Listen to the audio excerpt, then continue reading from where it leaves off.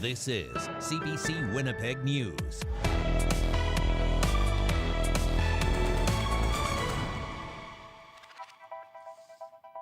Good evening. Thanks for joining us.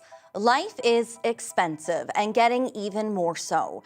And one Winnipeg organization says it's having a hard time helping more single mothers and their newborns. Villa Rosa is a safe haven for pregnant and postpartum women. But between the high cost of baby formula and housing, they say they're housing more people on a dwindling number of supplies. Rosanna Hempel reports. This baby formula might last a week at Villa Rosa in Winnipeg. This home for low-income single mothers and their babies has been getting fewer donations of formula. According to Stats Canada, the cost has nearly doubled since 2017. It used to be there were church groups and other community groups that donated formula regularly. I think it's just too costly. Executive Director Carolyn Eva says they're also hosting more babies and their mothers than ever before. They now have a record of 13 infants in their care. So many of the moms need additional supports that they can get here. It's just better for them and their babies to stay a bit longer. She says before the pandemic, young families could stay for a month after the baby was born. Now they're staying between 4 and 6 months because they can't find affordable, safe places to live. Housing is a huge issue. So many moms that leave here, they're not getting enough funds to cover their rent through social assistance. They're having to couch surf, which with a baby is challenging. The Social Planning Council of Winnipeg is concerned not all organizations can adapt. It's a domino effect. The federal government, for decades, has stepped away from housing, has been more active, most certainly, but we're running into problems as far as that housing supply. Villa Rosa says the community usually pulls through when donations are low. Eva hopes they won't have to resort to shorter stays for mothers and their babies. Rosanna Hempel, CBC News, Winnipeg. Thousands of dirty and discarded needles have been cleaned up from inner-city parks and public spaces in Winnipeg this year. It's all thanks to a new program trying to make the areas safer. One that, as CBC's Matt Humphrey reports, is already being deemed a success. The City of Winnipeg now has a crew dedicated to picking up and counting discarded needles. It's something Daniel Hidalgo at Community 204 has been doing for years. First and foremost, I'm grateful someone is keeping track of that data because it speaks to the severity of what's being found, but also just like what the folks out there are experiencing. And for me, it's shocking. Hidalgo is surprised by the numbers in a city report. Between April and October, more than 7,000 needles were picked up, nearly 1,300 drug pipes, hundreds of bags of drugs, and more than 100 improvised weapons like knives and crowbars. Oftentimes, a lot of the grassroots organizations kind of find these things first, and we're just kind of left to our own ways of dealing with it. So I'm relieved that the city is supportive of this, and they're becoming cognizant of the fact that this is becoming an increased issue. By far, most of the needles recovered were found along the Assiniboine River Walk and here, Fort Douglas Park. Here, this year, staff found 1,190 discarded needles. Daniel McIntyre councillor Cindy Gilroy has been consistently calling for more needle cleanups.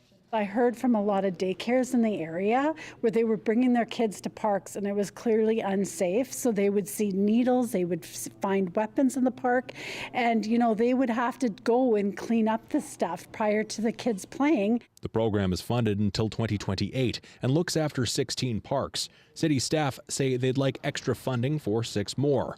The report says riverbank parks with encampments typically have the most needles. And this summer, Mawston Park couldn't be cleaned because of a camp there. That's why I've been really encouraging that we have a managed encampment site so that if we are having spaces where we're still having an encampment, that it's actually managed and it's organized. So we have garbage pickup. The mayor says he's open to adding more parks to the needle cleanup program. Matt Humphrey, CBC News, Winnipeg. Winnipeg's mayor wants to hire a consultant to create a detailed proposal for how the city can launch an emergency service fully dedicated to mental health calls. Winnipeg police data shows more than 21,000 calls for well-being checks last year, making it the top request for service. Now, Scott Gillingham is moving forward with a 2024 proposal for a community crisis response service. It would be a non-police response to 911 calls involving mental health crises that don't require officers, fire, or paramedic intervention. Instead, they would be handled by trained, trauma-informed responders. It's important that we look at this. Other cities are doing this. We want to get people the help that they need in mental health calls, and we want to alleviate some of the calls that police, fire, and paramedics are taking. Requests for a new way to handle mental health calls in the city were renewed last year following a number of deaths of people after interactions with police.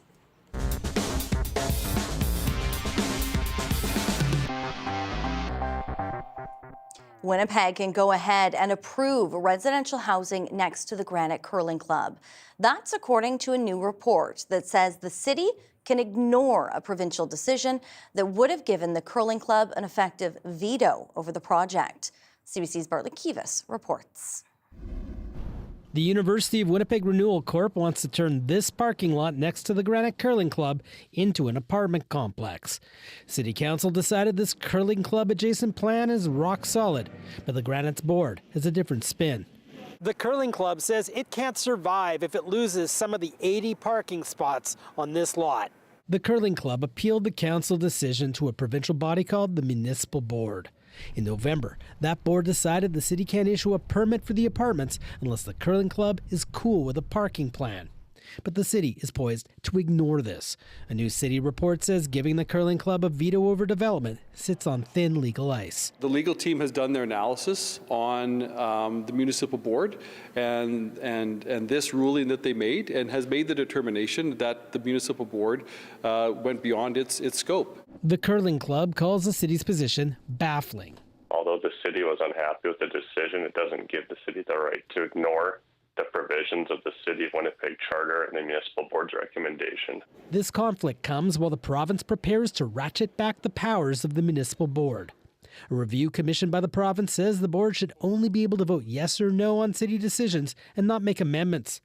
The NDP government accepted this, but can't explain why they sat on this review for a full year before making it public. To untangle a mess of that magnitude, it takes careful thought, careful consultation, and we were doing all of this within the timelines we committed to. The city says it still plans to work with the curling club on a parking plan and negotiate a new lease for the club itself, which is city-owned property. The curling club says it's reviewing its options, but it's unclear which side has the hammer as this match enters extra ends. Bartlett Kivas, CBC News, Winnipeg. A Winnipeg school division hit by a cyber attack nearly a year ago says it's now been able to identify whose personal information was likely involved. The Pembina Trails School Division was hit last December by a data breach carried out by a hacker group which stole personal information of students, teachers, and families. Photos of valid passports, staff payroll information, and credit card statements were among the nearly 1 million files uploaded onto the dark web. The division says students from 12 schools within the division were impacted, including Vincent Massey and Shaftesbury, with students who attended as far back as 1999. Teachers at every school in the division who were on staff as early as 2001 could also be affected. More details can be found on the division's website. All right, time now to bring in Riley. And Riley, it is cold out there. And I already heard one person today ask you, when's spring? Yeah, come back in a few months. Come back in a few months. We'll deal with it then. But yeah, for now, at least, Brittany, we're into some very winter-like conditions across the province. A look at some of our highs from today. To put this into context, we should be around -7 or -8 through much of southern and central Manitoba this time of the year. Getting to -15 in Winnipeg, this was very, very early in the day. We were hovering around -16, -17 through much of the afternoon, barely getting out of -20 into the Parkland, -20 in Thompson, -22 in Churchill, where we've seen some very strong winds throughout the day. that wind chill, that bite in the air, all because of this gusty northwesterly wind we've had throughout the day today as well, gusting up to 40 at times here in the Red River Valley throughout the afternoon.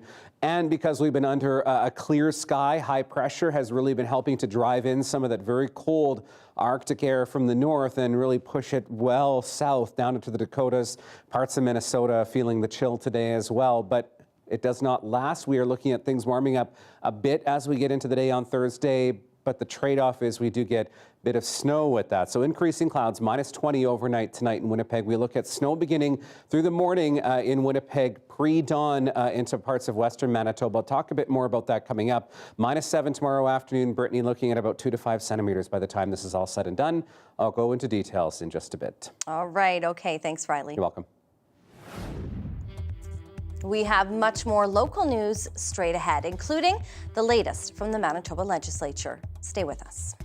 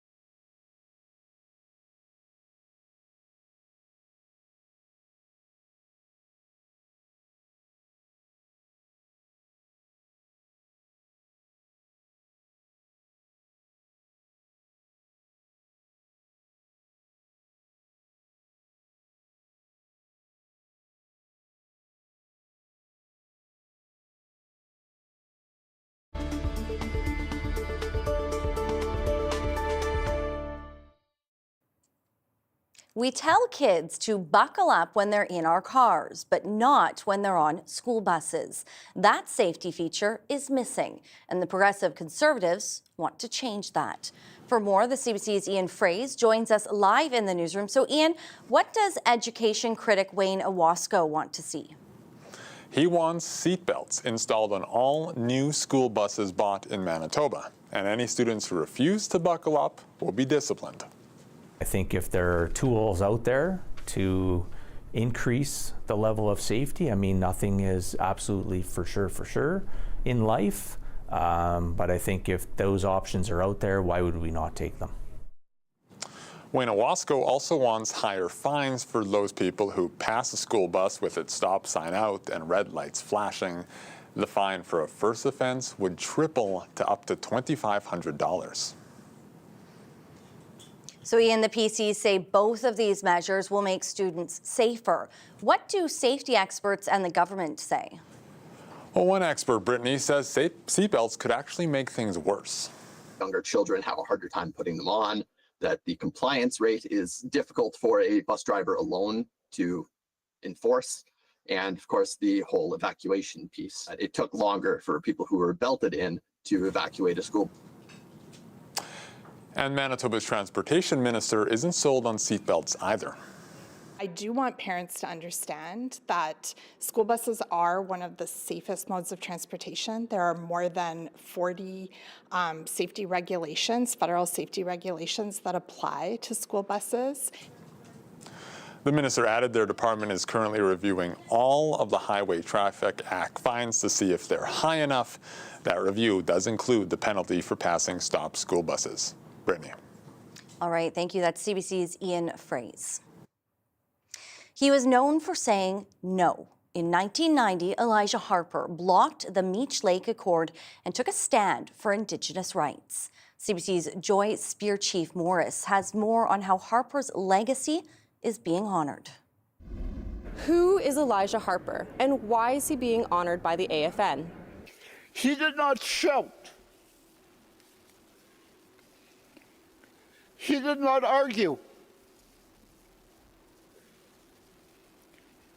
He simply raised the feather and said no.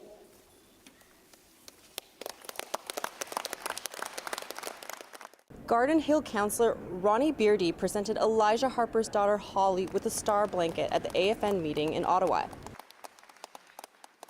He raised and instilled in me the values of our people, to continue with fortitude and strength, to keep going. The legacy that my father holds is something I hold dear. Is the will of the House to sit beyond 12:30? No, there is no leave. Harper was Anishinaabe from Red Sucker Lake First Nation in Manitoba. He is most known for saying no to the Meech Lake Accord in 1990. He opposed the amendments to the Constitution because Indigenous peoples were not included in the discussions. Harper died in 2013. We will use every tactic and we will develop strategies to make sure that Aboriginal people are heard. We will make sure that Aboriginal people are full and equal partners at the future Constitutional Conference. Harper received multiple awards for his actions. These included the Canadian Press Newsmaker of the Year Award and the Stanley Knowles Humanitarian Award in 1990. He later received a National Aboriginal Achievement Award in Public Service in 1996 and the Order of Manitoba in 2010. Harper served in both provincial and federal politics until 1997, but remained active in Indigenous politics. As to what needs to be done, it's not only the sickness of myself, but the healing of the nation. And I think Canada will prosper once we on the right track, not only Canada, but the world itself. He did say that he did his trailblazing for the youth. And let's continue supporting our youth. Let's listen to the youth, because they are the ones that will carry us through to continue our fight. Harper's family hopes the AFN will support the creation of a monument in Winnipeg in his honor. For CBC Indigenous, I'm Joy Spear-Chief Morris.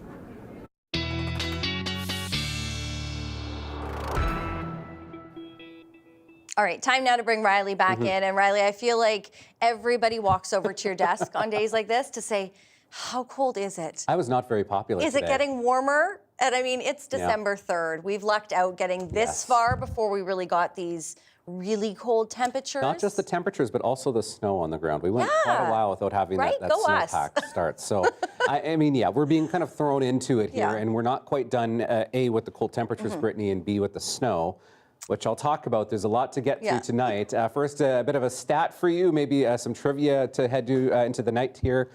This is our coldest morning. So this morning at the airport, minus 22.6 degrees. This was our coldest morning in Winnipeg since February the 20th. So if you think it's been a while, yes, it has. And in fact, that February the 20th, we were actually closer to minus 27, minus 28.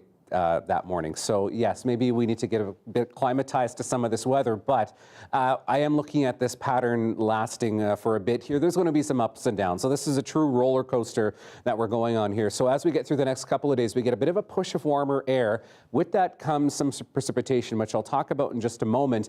But then another surge of cold Arctic air comes in behind that for the weekend.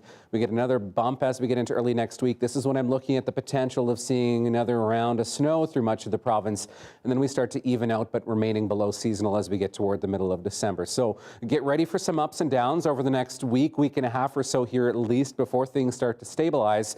The cold air that we've been under, courtesy of high pressure south of the border now, that has helped to really clear skies out, make things a bit brighter today. But on the heels of that, another fast-moving Clipper system will start to push into the province as we get into the overnight hours. So pre-dawn, looking at 3-4 o'clock in the morning, anywhere Flin-Flon south through Dauphin, even as far south as Brandon and Verdun, getting into some periods of snow first thing in the morning. It's a quick mover, just like it was on Tuesday. By 8 o'clock in the morning, already into the Interlake, parts of the Red River Valley, south central Manitoba.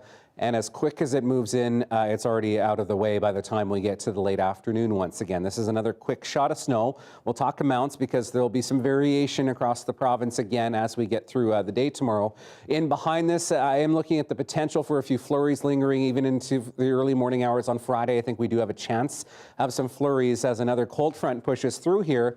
And this is really going to tank our temperatures once again as we get Saturday into Sunday, as we get high pressure setting in once again, and that's really going to cool things down over the next few days. So talking snowfall amounts, really I'm looking at the highest amounts into the Interlake. 5-6 centimeters not out of the question. I'm looking at more like 2 to 4 for Winnipeg. The high end, maybe 5 centimeters at this point, but a pretty general 2 to 5 or 6 centimeters across southern Manitoba. Where we could see a bit more of an organized snow is into northwestern Ontario. This is where we do have the potential for even up to 6 or 7 centimeters. I think that 9 in Kenora perhaps a bit on the high side, but we'll see where we end up as we get through the day tomorrow. Like I said, it's a quick mover. It'll be out of the way by the time we get into the day on Friday. Looking at temperatures first thing in the morning, as we see that low pushing in, does bring in some slightly warmer air with it. So -2 first thing in the Melita, -3 in Brandon. These are your afternoon temperatures, -7 in Winnipeg, and still looking at cool temperatures into parts of northern Manitoba. Then there's that push of some cooler air as we get into the weekend, -17, a bit of extra cloud cover still hanging around Brittany into Saturday and Sunday. And there's that next round of snow coming our way as we head into early next week. Whew, okay, thank you, Riley. You're welcome. Get ready for a very cold weekend. We have much more ahead right after this. Stay with us.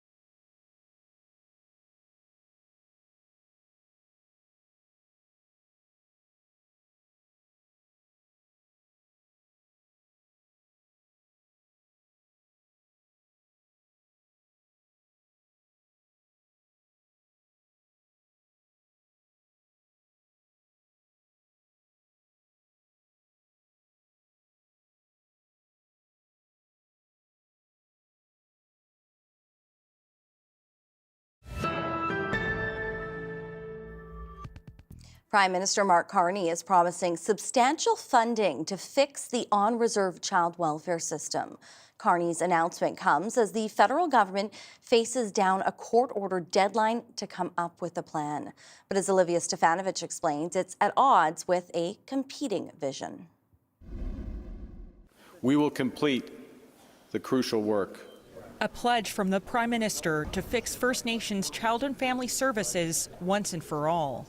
Our approach to child welfare will be First Nations-led, community-led, and it will be supported by significant additional funding. After almost 2 decades of litigation between First Nations and the federal government, the Canadian Human Rights Tribunal has set a deadline of December 22nd, the day Ottawa must submit its plan to reform the on-reserve foster care system. This moment in time will go down in history. But Carney's government isn't the only one preparing a proposal. And so we're going to file some next steps. CBC News got behind-the-scenes access to a session at the Assembly of First Nations Special Chiefs Assembly, hosted by the National Children's Chiefs Commission, directed by the AFN to come up with a counterplan. We've got 25 years of evidence, and we've worked with public finance experts to create a finance approach that would create measurable outcomes for children. They say it will cost around $50 billion, more than the amount former Prime Minister Justin Trudeau put forward. If you wish to oppose. And the AFN rejected. Every day that we spend discussing the technicalities of an agreement is another day that a child is in care. And that is something that is important to me that we address. The Indigenous Services Minister says she's determined to bring the two sides together. It's not just the deadline that I'm concerned about, it's these kids that need us to do our work collaboratively, reflecting the realities. We cannot take one child and treat the other child differently. The chair of the National Children's Chiefs Commission says the minister's offer comes too late. Is it possible that you will be able to create one plan within the next couple of weeks and come together? Do you have any confidence that will happen? No. Well, you know, that option was there when this came out, when the ruling came out. The option was always there. It will be up to the Canadian Human Rights Tribunal to decide which solution to move forward to fix the broken on-reserve child welfare system once the Commission and the government make their filings later this month. Olivia Stefanovich, CBC News, Ottawa. Tim Hortons is arguably Canada's most popular coffee shop. It may also be Canada's most prominent lobbyist for temporary foreign workers. CBC News has learned the coffee giant has been pushing federal leaders to raise the legal limit on the number of migrant workers it can hire. Rafi Boudjikanian has the details. Over the course of the last 18 months, Tim Hortons and their parent company Restaurant Brands International have been lobbying the government to raise the limits on temporary foreign worker hires. Last year, in a letter released under an access to information request, a company representative wrote to then Immigration Minister Mark Miller asking to raise the cap of TFWs from 20 to 30% of total employee hires. Several months later, the government went the opposite route, lowering the cap to 10% as Canadian views on immigration soured. This year, the company has been lobbying MPs from multiple political parties, the Liberals, the Conservatives, and the Bloc Québécois. In July, Bloc MP Alexis Brunel-Duceppe says the company tried pressing him on raising the cap of TFWs for Tim Hortons stores in his riding from 10 to 20%. Then in October, Miller says the company made the case to extend expiring work permits for TFWs in a smoother fashion. Tim Hortons says it needs flexibility for TFWs, especially in rural or smaller communities. The government says it can't predict future policy decisions, but it did design the TFW program with that flexibility in mind. The Conservatives say the program should be abolished, accusing it of importing cheap foreign labor. Rafi Boudjikanian, CBC News, Ottawa. Edmonton police are testing out new facial recognition technology in their body-worn cameras. They say it's about seeing if it works. But as Julia Wong explains, there are already concerns. Edmonton police trying out brand new artificial intelligence in the fight against crime. If this technology can help us identify some of the suspects in our database who are wanted for serious criminal warrants, we want to explore that as an option. Body cameras with facial recognition will be deployed on the streets through December, a Canadian first to test the technology for the U.S. company Axon Enterprises. We have done a lot of lab-based testing and simulated testing, but this will be our in-field testing opportunity to make sure that the results that we have had match what we would see in the field. Faces captured by the body cameras will be compared with mugshots in a database of people wanted on warrants for major crimes. Any matches will be verified by humans, but during the pilot project, officers on the streets won't be told. Alberta's Information and Privacy Commissioner is raising concerns. There are a number of issues with facial recognition technology, particularly around accuracy. And as you can appreciate, if you are involved with the police, if there is a mismatch with a person of interest with your face, it's going to have an immediate and serious impact on you. Well, I don't know why Canadians should be the guinea pigs for an experiment like this. One professor says the cameras were meant as an accountability tool for police. Now we're seeing the cameras being turned around essentially on us and being pitched this technology that would essentially turn officers into mobile surveillance units. Edmontonians are conflicted. Anything that can make their job safer and easier for them, I support. It could seem a little invasive. How reliable is it? You know, how many false hits will they get? Up to 50 officers will wear the cameras until the end of the month. Then police will decide the next steps. Julia Wong, CBC News, Edmonton. CBC News has exclusive new details about a Mercedes-Benz supercar admired by the world's richest collectors and now in the hands of the FBI. Thomas Dagg lays out its connection to Ryan Wedding, the Canadian Olympian turned alleged drug lord. Probably the most special car here. Thought to be worth a staggering $13 million US, this ultra-rare Mercedes-Benz Roadster was once on proud display by Abu Dhabi's royal family. Now seized as evidence by FBI agents hunting for Canadian fugitive Ryan Wedding.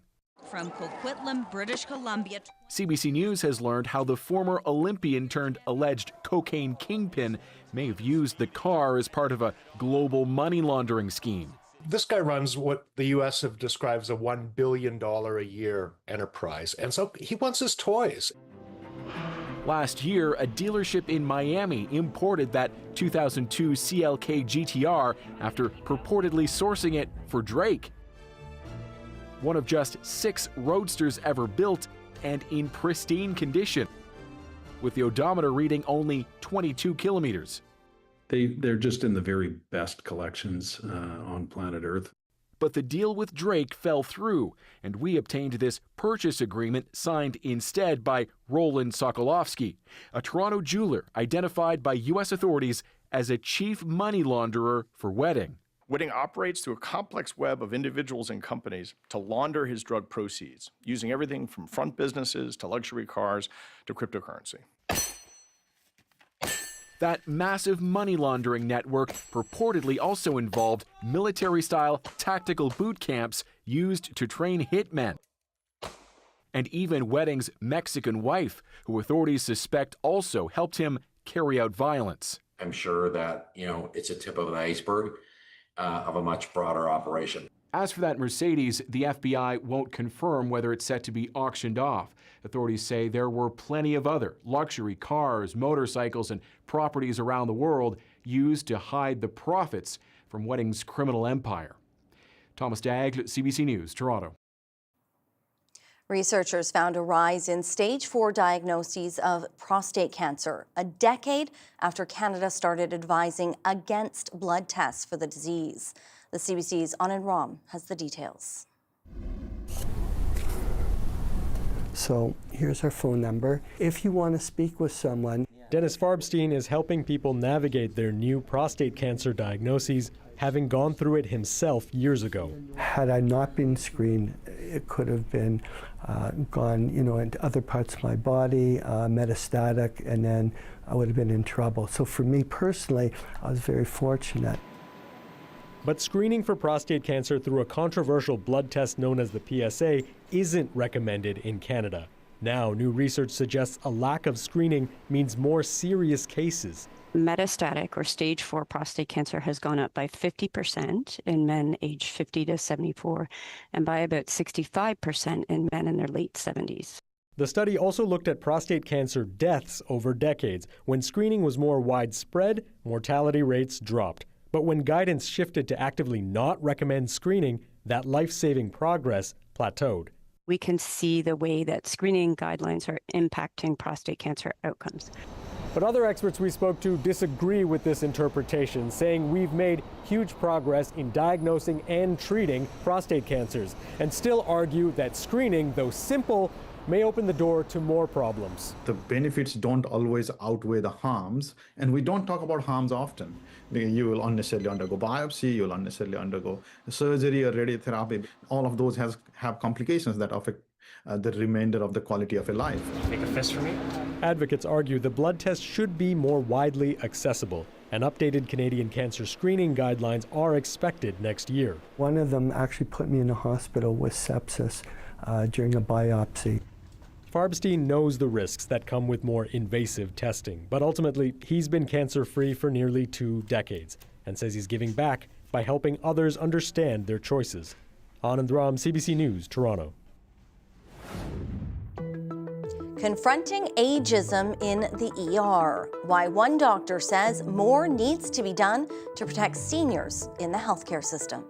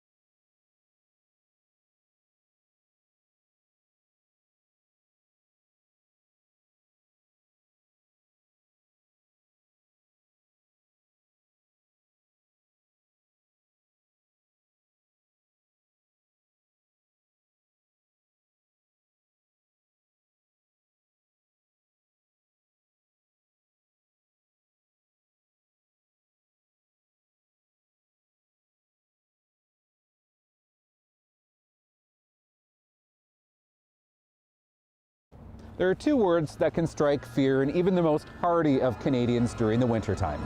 It thrives in winter weather and delivers some of the coldest air in the world. It's the dreaded polar vortex. Polar vortex. Polar vortex. Polar vortex. But wait, does the polar vortex really deserve the harsh rep it gets? To start with, a polar vortex doesn't just rear its ugly head unexpectedly. It's a persistent area of low pressure that hangs out around both of the Earth's poles, rotating all year long. It's weaker in the summer when it holds the frigid air in like a dam. Not so bad, right? Thanks for that, polar vortex. It gets stronger in the winter. If the temperature warms up enough in the Arctic during this time, the polar jet stream can wander off course, causing the polar vortex to also slip off course, moving southward right towards us.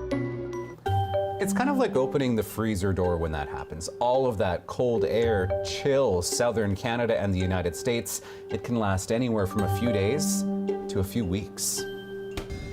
And when the polar vortex visits, it can bring a few unpopular plus ones. The first, freezing temperatures. We're talking 20 to 30 degrees colder than normal. And the second, strong winds as more air is drawn in from the north. But for those reasons, a polar vortex can be a lot to handle. But if you dress for the weather and leave yourself extra time on those icy commutes, you've got nothing to be afraid of.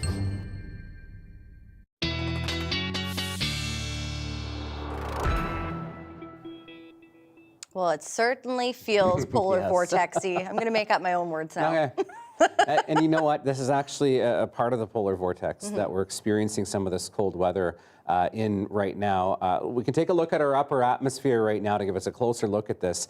What's happened is we actually have a ridge of high pressure to the west, and that has actually far enough north that it's actually disrupted that polar vortex, that constant area of low pressure along the poles, and actually displaced it a little bit here. So that's what you're seeing here, is that ridge just far enough north to allow some of this displacement down into parts of Manitoba and certainly into parts of Ontario, looking at some very cold temperatures over the next couple of days. There will be some ebbs and flows in this, so you'll notice a bit of a bump as we get into the early part of next week here, but by and large we are looking at this pattern remaining in place here as we get into even the next week and a half before we start to balance things out a little bit here. And you can really tell where that sits right now from our afternoon temperatures across parts of Western Canada. 7s in Vancouver, 8 in Seattle, 0 in Calgary. Compare that to -22 in Churchill, Thunder Bay, -5, Minneapolis at -3. So you can really see where that cold pocket of air sits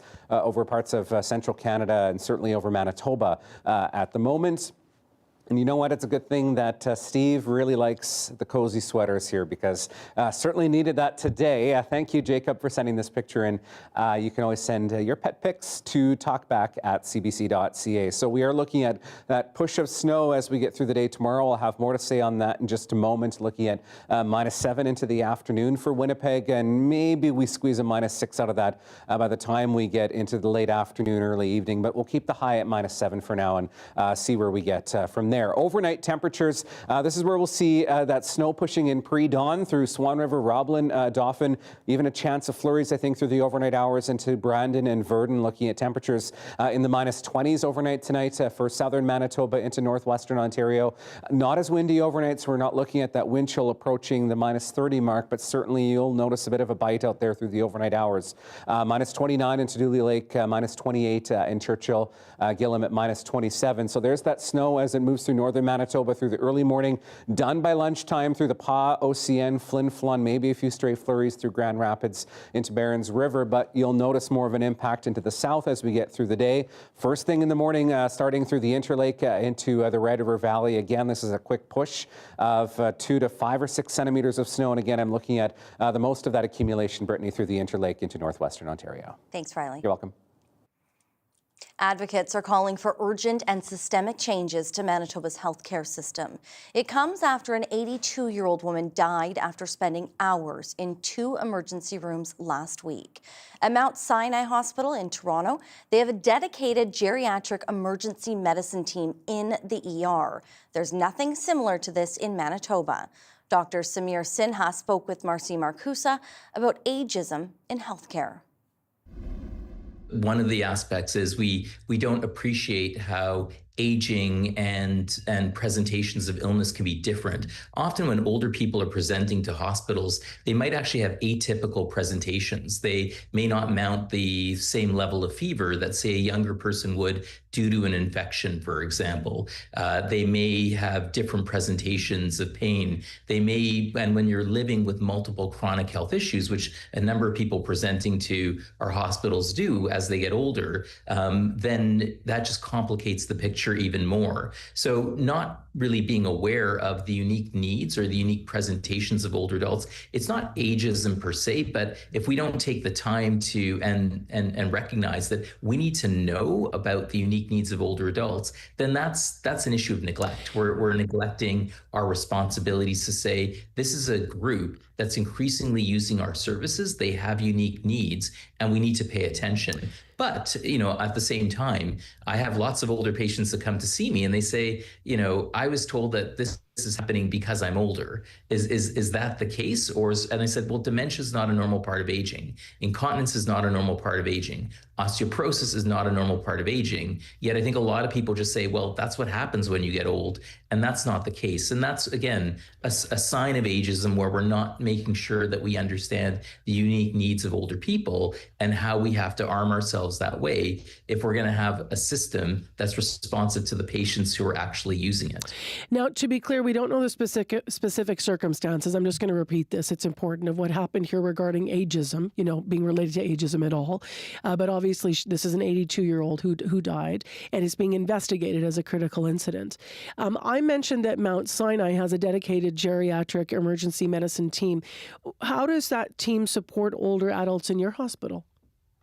Well, what we did was when we created our approach under our acute care for elders, strategy back as far back as 2010, we first of all thought about what we were doing in our emergency department, and we decided we're not going to have a specialized unit in the emergency department, that just cares for older people. We just said, why don't we make the entire emergency department, the entire hospital elder friendly? So our system basically works that, number one, if you want to work in our emergency department, you need to get that education and training on what are the unique needs of older adults. So everyone has to do a mandatory 6-hour training session and it's available for free to anybody online, called www.geri-em.com. Everybody needs to do that. Nurses, doctors, social workers, everybody. So that way you have that baseline education.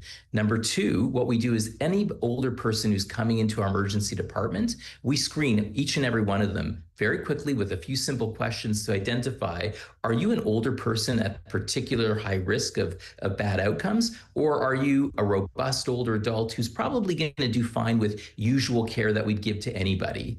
And then what we layer on top of that is, on top of the usual care, anybody deemed particularly high risk or that we have extra concerns, we have at least 1 or 2 geriatric emergency management nurses on during the major times of the day who can actually provide extra support, extra assessment, extra connections to community services. And so by layering all that on, we've been able to make sure that our older patients are getting that additional support and care that can really change the ultimate trajectory of what happens to them. It can shorten their lengths of stay. It can actually help them get home and avoid a hospitalization. But it can also make sure that if they do need to get hospitalized, we've avoided some of the things that can start right in the emergency department, like delirium, like immobility, like some of the problems that could have happened in this case. When you hear about an 82-year-old woman who dies after waiting, hours in an ER, do you hear that as an isolated tragedy, given the work that you do, or do you hear it as a symptom of a broader problem in how hospitals manage older patients? Unfortunately, Marcy, this is a symptom of a broader problem. I think, my heart, first of all, goes out, I think, as all of us do, to, Miss Price's family. It's horrible to hear that what sounded like, a robust, and an independent older person, went into a hospital and then wasn't necessarily receiving, the timely and supportive care that she needed. And so I'm glad that people are taking it seriously. I'm glad that people are treating this as a critical incident and saying, let's go through step by step, what were the opportunities that potentially were missed and how we can do better. But this is not, unfortunately, an isolated incident. I think we're increasingly seeing that our hospitals and our care system are struggling to care for older adults, that we're not necessarily right-sizing our systems so that we have the right forms of care. So these unnecessary delays, short-staffed environments, staff that may not have the appropriate training so that they can better recognize those needs and intervene early. And just some of the typical things we do in emergency departments. When we put someone on a stretcher, especially an older person, for about 8 hours or more, you start to have skin breakdown. If you catheterize person and you put an IV in their arm, you're starting to immobilize them. And keeping people moving is really, really important so that they don't lose physical function. One more. Come on, Sam. Still ahead, a cold plunge for a cause. We'll explain after the break.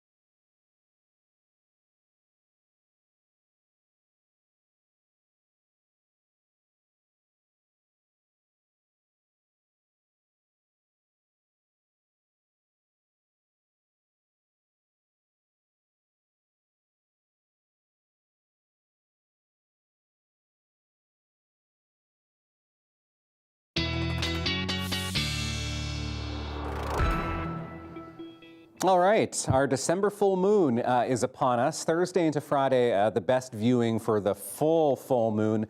This one's called the cold moon because we're on the cusp of some cold air. And by the way, this is our last supermoon until November of 2026, peaking at 5:14 in the afternoon tomorrow, but still very bright into Friday morning. I don't know, you probably actually won't see it in southern or central Manitoba because of the cloud cover, but you know what, it's there.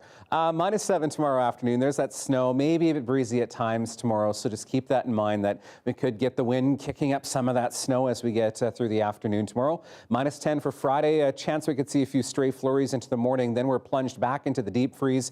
-17 for Saturday, -15 on the way for Sunday. Those overnight temperatures as well creeping close to -25 degrees before we get the chance for a bit more snow as we get into Monday and Tuesday. Great weather for 3 executives to brave an icy cold plunge today outside of True North Square to celebrate their company reaching its fundraising goal for the United Way. And no surprises here. Your daily lift is a cold one.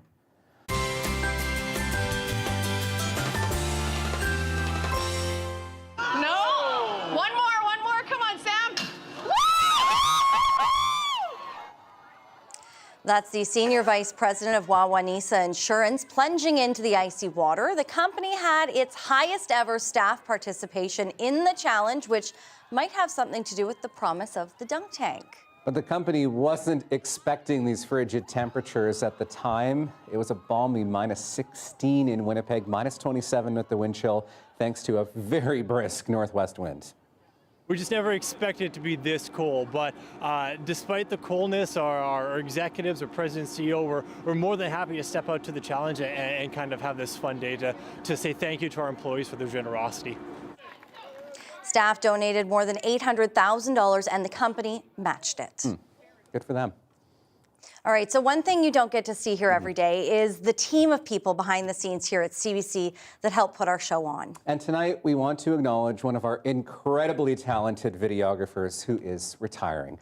We want to say a huge thank you to Warren Kay. Warren has been a staple here at CBC since 1996. Some of his best memories helping tell the stories of everyday Canadians for Country Canada. A close second, the 3 Olympic Games he worked on in Italy, China, and Russia. Warren has done it all and always with a smile, and he's going to be dearly missed here. Happy retirement, friend. Happy retirement. Have a great night. See you tomorrow.